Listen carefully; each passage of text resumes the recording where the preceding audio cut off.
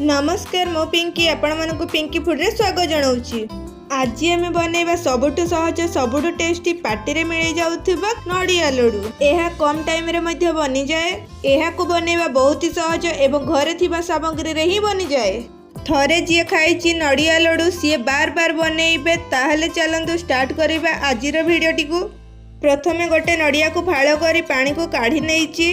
नडिया को गोटे छुरी साइज रे एमती काढी नउची। एठी मो छुरी रे काढुची। आपण मानकु जोउथिरे नडिया काढिबा इजी सेइथिरे काढी पारिबे। नडिया रो एई ब्राउन पार्टी को काढी नेबा जा द्वारा मिठा हमर देखिबा को सुंदर लागिबो। नडिया को छोटे छोटे खंड रे काटी नै की ब्लेंडिंग जार रे देई की फाइन पेस्ट बनै नेबा। नडिया ब्लेंडिंग कला समय रे बिल्कुल भी पानी यूज करिवेनी। एबे गैस ऑन करिकी कढ़ाई रे 250 ml खीर नेबा।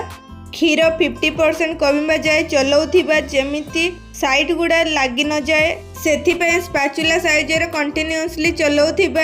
एठी क्षीर हमर 50% कमी गला पर बहलिया हे जाईची। एही समय रे ऐड करबा हाफ कप चीनी। चीनी रो क्वांटिटी आपण चाहले कम बेसी करि परिबे। चीनी क्षीर सहित मिसी गला पर ऐड करबा नडिया। नडिया मध्य क्षीर सहित मिसी गला पर सेथिरे देबा 3 स्पून अमूल। अमूल को मध्य मिक्स करि नेबा। मिक्स करनेला पर फ्लेवर पाई ऐड करूची इलाची पाउडर हाफ स्पून। तापर एठी मैं यूज करची अमूल मिठाई मेड 4 to 5 स्पून। एहा को देबा द्वारा मिठारे क्रीमी टेक्सचर आसी थाए। ए सब को मिक्स करबा जे पर्यंत ये कढ़ाई रु छाड़ी न जाईची। जदि आपण कढ़ाई रु छाड़ी न जाउची ताले ए स्टेज रे गोटे स्पून गुआ घी ऐड करि पारिबे। एठी देखंतु एमिति कंसिस्टेंसी आसी गले आमे गैस रो फ्लेम को बंद कर देबा एवं ठंडा होबा पई किछि समय छाड़ी देबा। ठंडा होला परे गोटे प्लेट रे काढी की सेतिरे देई नउची छोट छोट खंड पिस्ता। पिस्ता को नडिया सहित मध्य मिसई नउची।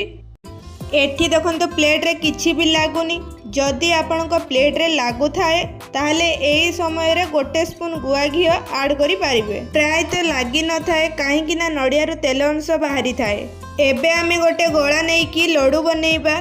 दी हाथ पापुली रे रखी की धीरे धीरे गोळा को चिकन करि नेबा। एठी देखंतु केते सुंदर चिकन नडिया लड्डू बनिची। एठी मु आउ गोटे बनै की देखौची। सेम सेमिति पापुली मझिरे रखी की गोल करि नेबा। एमिति आमे सब लड्डू गुडा को बनै नेबा। एठी सब लड्डू बनि की रेडी। तापरे आमे कोन करबा ना नडिया लड्डू को आमे मार्केट भଳି शेप देबा पई एठी मो नडिया पाउडर नैची। आपनको पाखरे जदि अछि यूज करंतु नहले स्किप करि पारिबे। तापरे रखिथिबा लड्डू को नडिया पाउडर रे गळै नेबा। देखंतु नडिया लड्डू हमर मिठा भଳି देखा जाउची ना।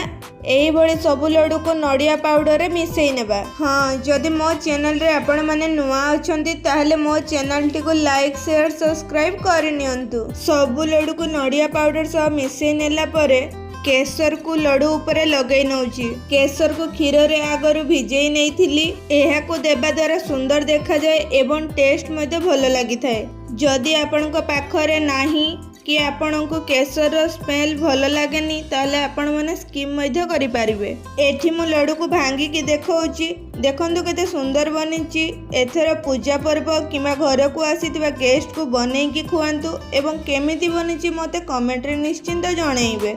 रहिली धन्यवाद।